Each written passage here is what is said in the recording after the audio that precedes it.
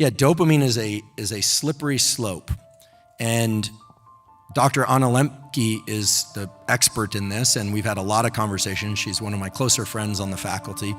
Unfortunately for her, our coffee discussions often last 4 hours or more, her poor patients and family. Here's the thing. When dopamine is higher in your brain and body, when you've deployed it through excitement or pharmacology or otherwise, it tends to narrow your focus and make you seek more of it in that general theme that you happen to be focused on. Could be anything. That's the scary thing about dopamine. What can you do to control it and to reduce it? Well, for those of you that are engaging in habits that are healthy, maybe that doesn't require reducing dopamine. How do you define healthy versus unhealthy? Well, I think the simplest way to define addiction, at least by my mind, is that addiction is a progressive narrowing of the things that bring you pleasure, and a good life is a progressive expansion of the things that bring you pleasure. A rather simple definition, and yet when we think about the biology of dopamine, dopamine is not unique to one pursuit. It's not unique to the pursuit of sex or the pursuit of warmth when you're cold, or cool environments when you're too warm, or food or social media.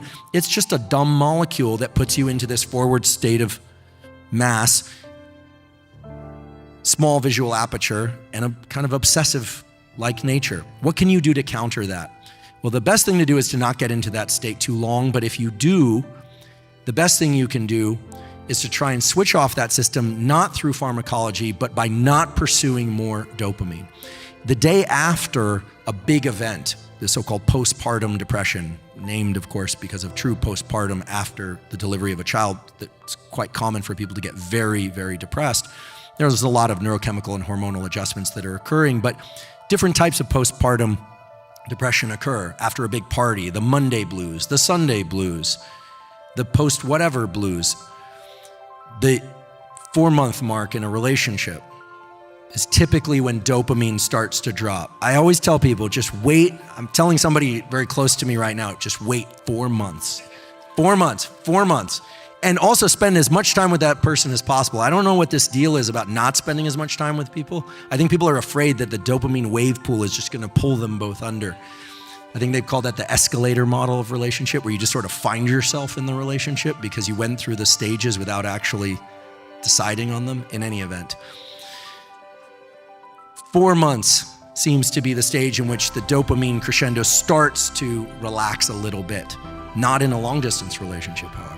We know this, right? Anticipation is dopamine, that positive anticipation. And there's a whole beautiful science of this and I should say psychology of this. There's a wonderful book, actually. The name of the book is embarrassing always. I don't know why for me to say. It's by a psychologist called Can Love Last, which is a psychoanalytic book about this dopamine serotonin system and the kind of seesawing back and forth, and the fact that in relationships people often just slam on the dopamine side of things and then they hit a wall and want to break up, or they go into this like warm, cozy, fuzzy feeling thing and they go, well, I guess the exciting part is over. And this idea that one could actually, or two people, or however many people were in Portland, could oscillate this seesaw.